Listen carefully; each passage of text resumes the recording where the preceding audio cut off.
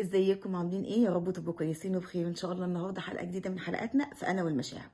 بطلة حلقتي النهارده بدات قصتها بكلمه: انا خطفت الرجاله خربت البيوت اللي بيقولوا عليها، على الرغم ان ربنا يشهد عليا ان عمري ما كان قصدي ان انا اخطف راجل من مراته ولا ان اخرب بيت حد. طب يا ستي ايه القصه، ايه الحكايه؟ انا كان ليا زميل في الشغل، علاقتنا بدون قصد اتطورت، اتعلقت بيه جدا وهو اتعلق بيا جدا، حبينا بعض. وللامانه عشان هو راجل متزوج حاولنا نبعد عن بعض كتير، بس مع الاسف فشلنا. فهو قرر ان هو يدخل البيت من بابه ويتقدم لي، وانا موافقه ومرحبه. الفكره ان انا اهلي وصحابي وزمايلي كلهم بيمارسوا ضغط عليا كبير جدا، كلهم رافضين الموضوع، حاسين ان انا بعمل حاجه حرام، حاسين ان انا بعمل حاجه غلط. نظراتهم كل شويه بتقتلني. انا عاوزه اعرف انا عملت ايه غلط، وهل دلوقتي الجواز بقى حرام وحاجه الناس بتحاسبني عليها؟ انا تعبت جدا ومش عارفه اعمل ايه. طيب، خليني كده اكلمك في نقطه نقطه من اللي انت قلتيها ونفكر مع بعض بصوت عالي.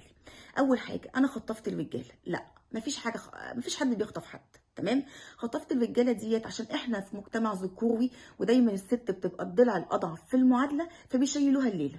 لكن ولا انت خطفتيه ولا هو خطفك. كل اللي حصل ان انتوا الاتنين كنتوا شايفين وعارفين كويس جدا العلاقه بتتطور وبتتحول من مجرد زماله وبتروح في حته تانية خالص، وكنتوا مبسوطين بالمشاعر اللي بتطلع، فانت طنشتي وهو طنش. لكن كل واحد فيكم كان واخد باله كويس قوي ايه اللي بيحصل. بس اللي حصل ان كل واحد فيكم كبر دماغه وطنش عشان هو كان مبسوط بالمشاعر اللي طالعه ديت وفرحان بيها. الحاجه الوحيده المختلفه يمكن ما بينك وما بينه هو الدافع. بمعنى انت ممكن يكون كان دوافعك فعلا ان انت عايزه تحبي، عايزه تكوني اسره، لكن هو كانت دوافعه فور فن، بما انه هو راجل متزوج والمفروض ان حياته مستقره، فهو مبسوط بمشاعر والاهتمام والحب اللي في ست تانية بتديها له. رقم واحد. رقم اتنين، تعالي بقى نتكلم عن فكرة الحلال والحرام ونظرة المجتمع اللي هتقتلني. طيب، هو وانا اصلا العلاقة ديت بتتطور وبتتحول من مجرد الزمالة وبتروح في حتة تانية، تمام، وكان في مشاعر وكان في نظرات وكان في حركات متبادلة مع راجل شرعا مش مرتبط بيا في حاجة، هو ده كان حلال ولا حرام؟ ما هو انا قبل ما اسأل على نهاية القصة بالجواز حلال ولا حرام، انا محتاجة اعرف اصلا اصل الموضوع كان حلال ولا حرام. هل المشاعر بين راجل شرعا مش مرتبط بيا في اي حاجة ولا ليه علاقة بيا دي كانت حلال ولا حرام؟ هل ديت يعني متمشية مع القيم بتاعتي ومع قيم ديني ولا مش متمشية؟ دي حاجة. تاني حاجة، هل انت ساعتها فكرتي في نظرة المجتمع؟